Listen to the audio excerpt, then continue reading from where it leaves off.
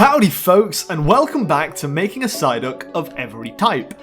It's been a minute since my last video, I'll admit, but we're here with a brand new style, a brand new face, and the last video did awfully. Don't get me wrong, I'll be happy with just 2 views, but compared to the other side of videos, that one did terribly. So we're mixing it up, we're shaking it up, and we're trying something new. Let's see if it works. So if this is your first episode, the last 3 episodes of doing this, we decided to explore the hyperverbial, the multiverse of different Psyducks, and design what we think could be different Psyduck types. In the past 3 episodes, we've knocked out Bug type, Dragon type, Fire type, Grass type, Ground type, Poison type, Psychic type, Steel type, and of course, Water type. So, let's cross off another one of those types and jump in to a brand new Psyduck. Now, this Psyduck idea came from an old ROM hack idea I had as a kid of basically Pokemon swapped. Take Bulbasaur and Pikachu for example.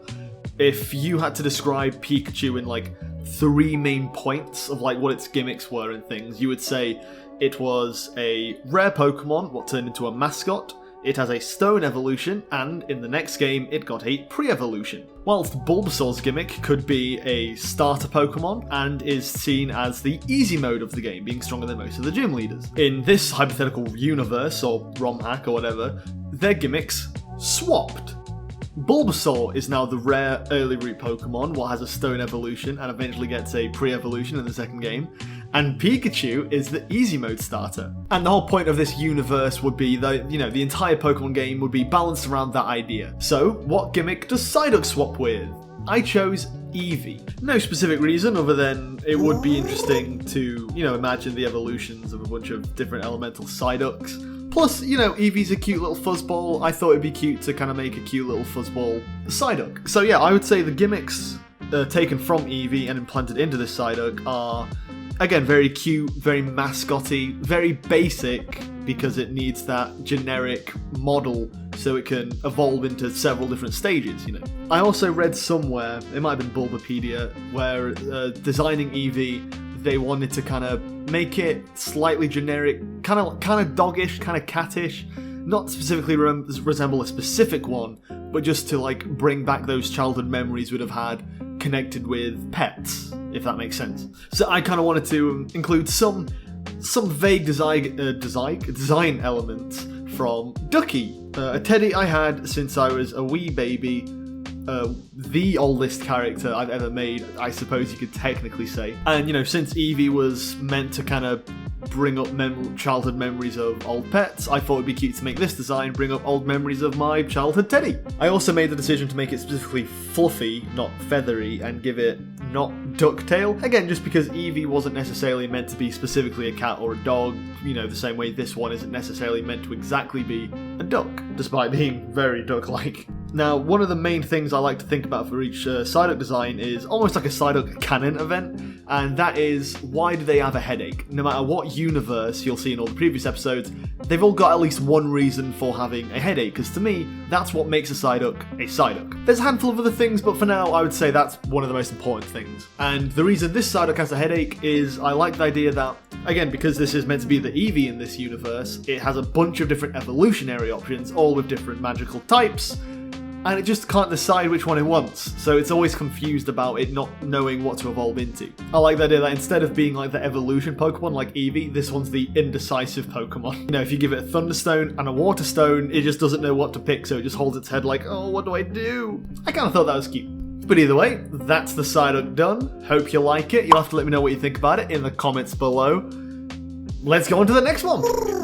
Now, this universe, I wanted to put Psyduck in a different generation. I wanted to design a Psyduck as if it was designed for Generation 2. What if Psyduck made its first appearance in Pokemon Gold and Silver in the Johto region? And I did a bunch of research into the development history of Pokemon Gold and Silver. Very interesting, mind you. That's a topic for another day, though. And also looked into different Pokemon also introduced in Generation 2, including most water types and most bird Pokemon. I never really think about it much, but Psyduck is technically a bird. So here are the main points I looked into when designing a Pokemon specifically for the Johto region. Japan. Obviously, the Johto region is based off a region from Japan, which makes sense. All the first 4 Pokemon games are all based off Japan. Personally, I always got more of a heavier Japan vibe from Johto, but maybe that could just be me. The Gen 2 games were the first games to introduce genders and breeding, so I thought that'd be important to, cram into its design. And most importantly, colours. The second generation of Pokemon games were made not just for the Game Boy, but for the Game Boy Color, which is why most of the Generation 2 Pokemon are very saturated and bright, at least before the 3D games. It was because for the first time the team could actually make these bright Pokemon designs what could show brightly in the games themselves as well. It's also why most Generation 1 Pokemon are typically just one colour because, in the Game Boy days you could only have one colour. So let's start on the biggest thing. Psyduck isn't 100% what it's based off. It's a little bit Kappa-ish, it's a little bit Rubber Ducky-ish, it's a little bit just Psyduck. But this time I decided to take clear inspiration from the Mandarin Duck. This duck is, well, just look at it, it's beautiful. It's got 20 different colours, it's great, it's awesome. So that checks off the whole, bright coloured thing. Even if I have to limit it, because although Pokemon in Gen 2 had bright colours, they could only really have 1 or 2 bright colours. Again, just because of the limitations. You'll rarely find a Gen 2 Pokemon with more than 2 bright colours. Or at least more than 2 in its original debut game. Obviously, in later games, they can re-add the new colours as the technology improves. I'm rambling!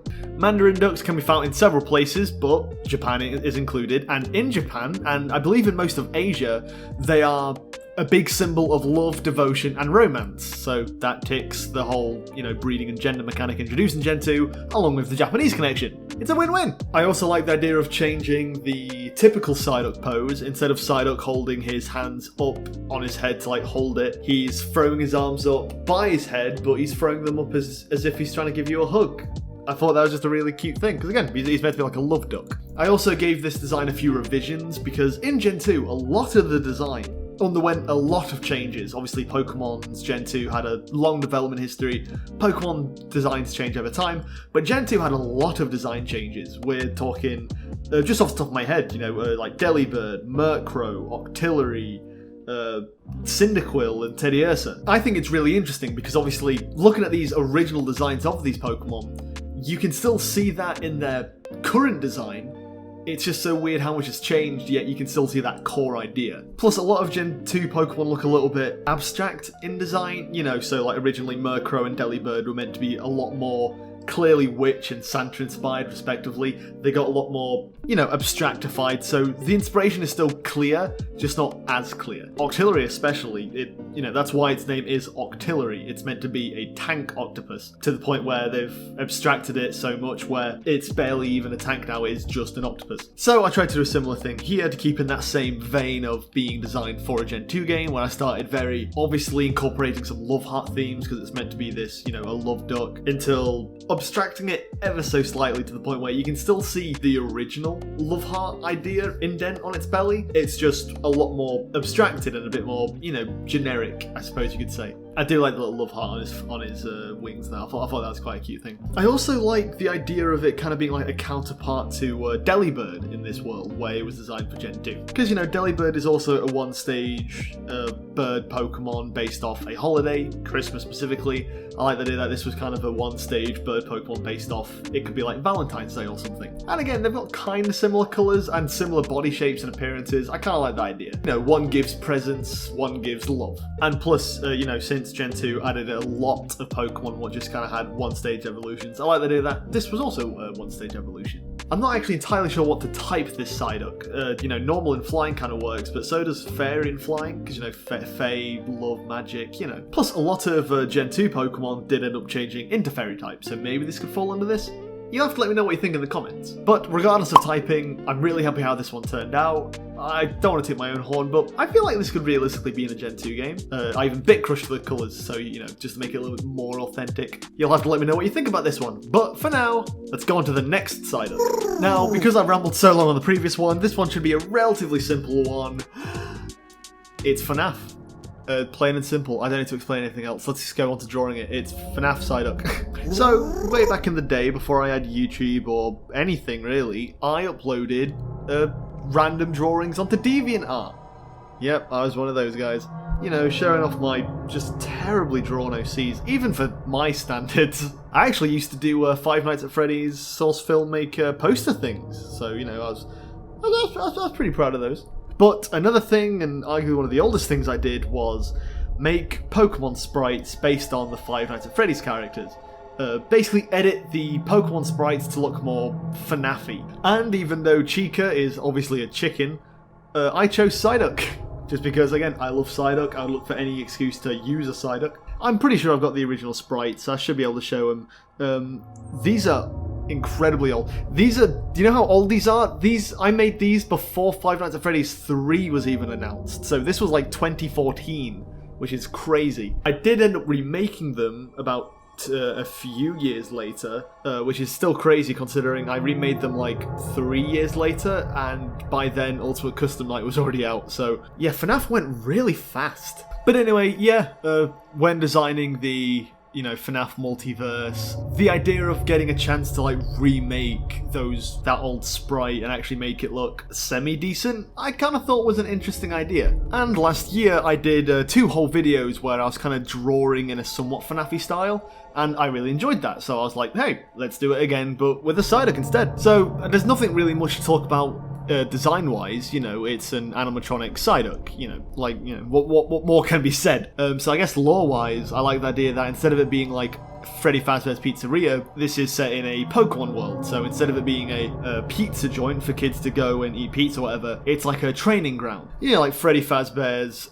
training gym, where little tykes can bring their Pokemon and fight against the battle animatronics to, you know, raise their stats and things like that. Until, obviously, a man, we'll call him Schmillian Schmafton, moiders 5 kids and stuffs them in the suit. Oh no, it's horrific and graphic. Don't worry, it's FNAF, it's actually fine. And now the battle animatronics are possessed by the souls of their children.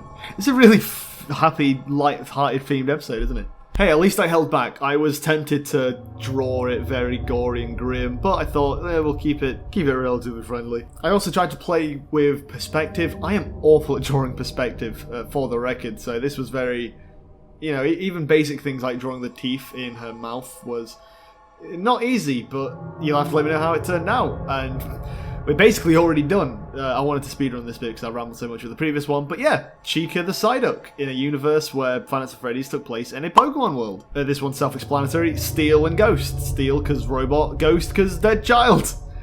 Let's move on to the next one. Now, similar to the previous one, this one takes a more narrative approach more than a specifically design approach. This isn't meant to be a Psyduck from a different game where it was designed differently. This is meant to be a Psyduck in universe where, in a different universe, it has different events happen to it. If that makes sense. I'm the worst at wording things. Now, this one started as making an Ultra Beast Psyduck. Because again, Ultra Beasts are meant to be, in their home world, they're fine, but in this world, they are like world-ending monsters, right? In this world, Buzzwole will, you know, could kill an entire country. In its own universe, it's as common as like a Caterpie. So in its own world, it's just a regular Psyduck, but in this world, it's a world-ending abomination. But the more I thought about it, the more I thought it'd kind of be interesting of, what if it wasn't specifically the Psyduck, and the Psyduck was more of the victim? What if it wasn't the Psyduck what was the abomination, it was another Pokemon? Paras? Pras?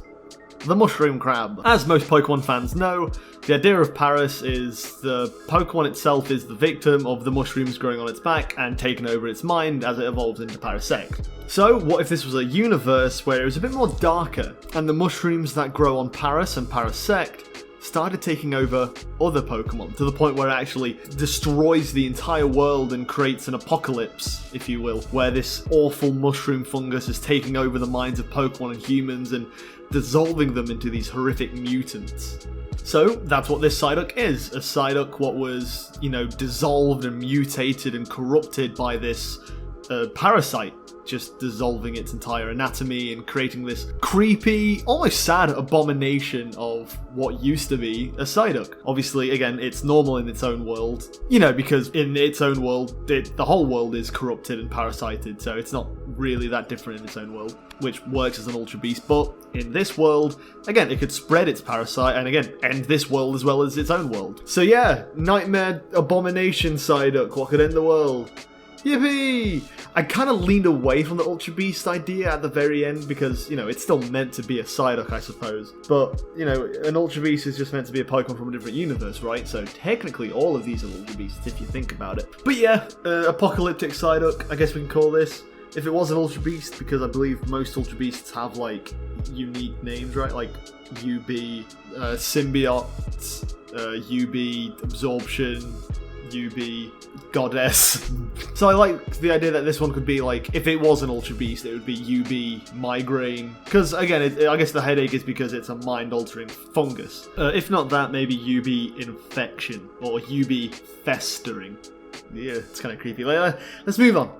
Oh, but the typing, I always forget about that. I was thinking maybe Poison and Psychic. Psychic because the mushrooms telepathically communicate to each other. I thought that'd add to the creepiness and make it a Psychic type, maybe. If you got a better idea, feel free to comment. But either way, let's move on to our final Psyduck. Now, this Psyduck came awry when I was talking to my roommate, Tui, which is me from a different universe, by the way. He also helped think of some ideas with the Ultra Beast Psyduck, so you can thank him for that monstrosity, I guess. He was recently learning about creepypastas and Pokemon and things like that. So, you know, he was just giving me some random ideas of creepypastas he had for Pokemon games. He really liked the idea of Missingno, of, you know, the glitch in the first Pokemon games. And between us, we kind of struck a unique idea. So, for those who don't know, you know, Missingno in the first Pokemon games is a glitch Pokemon. I could be wrong. I'm pretty sure the idea of Missingno is when making the first Pokemon games, they were like, there was code for 200 Pokemon, however they had to remove a bunch of them to make room for the actual game to fit on one cartridge, and those, 49 scrapped Pokemon, it just became corrupted code because, well, there was no Pokemon filling that code anymore, so they just became missing numbers, Missingno. If you're interested, I recommend doing your own research because I'm 98% sure I could be wrong on that. But, fun fact, one of those scrapped Pokemon, aka one of those Missingno, is actually a middle evolution between Psyduck and Golduck. Again, I recommend doing your own research, it's incredibly interesting. We only have the back sprite of this middle evolution. We don't have a name, or I think we have moves and what level it would have evolved, but that's basically it. So the idea of a middle evolution to Psyduck being a corrupted mess made me and Tui think of the idea of a creepypasta where I think the idea was someone was trying to cheat in their Pokemon game to, increase their Pokemon's levels and stats to make them stronger. They didn't want to be bothered to train them. So, you know, he's doing glitches, he's breaking the game to train his team until eventually he manages to evolve his Psyduck at a much lower level than it normally would evolve. And it's because he glitched the game to the point where the game kind of almost reverted back to the point of, oh, this Psyduck needs to evolve into the middle evolution now, the Missingno. We kind of like the idea that this Psyduck becomes self-aware because it understands its own code now, because it's a Missingno, it's a glitch, it understands what a glitch is. If there's a glitch in its life, it must mean that its life is ran by code for there to be a glitch. You know, so his mind literally blows up, corrupts, and he becomes this corrupted digital mess, a Missingno. You know, so its own skin and pixels are literally like dissolving away because Missingno, you know, it corrupts the world around it. It doesn't need to hold its own head anymore because the corruption is physically pulling it up, so its arms are now moving forward as if, you know, they're reaching out to you, blaming the player for corrupting it. You won't notice it till the end, but I included, obviously, the Missingno colour palette, the original Psyduck colour palette, and a green colour palette, because although we don't know, it's hypothesized that the middle evolution of the Psyduck would have been green, and because it's meant to be the Missingno what was the middle evolution, I added a bit of green in there. I like the idea that it is corrupted of all three different colour palettes, so like the pointers are all off, so there's random squares of different colour. It doesn't look aesthetically pleasing, but it's a glitch, it's not meant to be, so I kind of thought that was fitting. So yeah, corrupted Missingno Psyduck. Question mark, question mark, question mark, and bird type, because Missingno is bird type. Fun fact. You'll have to let me know what you think of this, and you'll have to let me know what you think of all of them. This is an entirely new video format for me, so you'll have to let me know what you think if you've seen the previous ones. Or if you've not seen the previous ones, just let me know what you think of this video in general. Feedback would be really great for this, because I have no idea how people are going to think of this. So yeah, what's your favourite Psyduck in this video? What Psyduck type are you looking forward to? There's a handful of types I'm looking forward to make. Hopefully it won't take half a year to make, but I've got like 70 different things I need to be doing. It's a little bit of a struggle, but hopefully I can find the time to make these, because obviously this is really important to me. So either way, folks, I've rambled on for way too long. Enjoy the rest of your day. If you're off to bed, have the sweetest of dreams, and I will see you all in a bit. Toodaloo!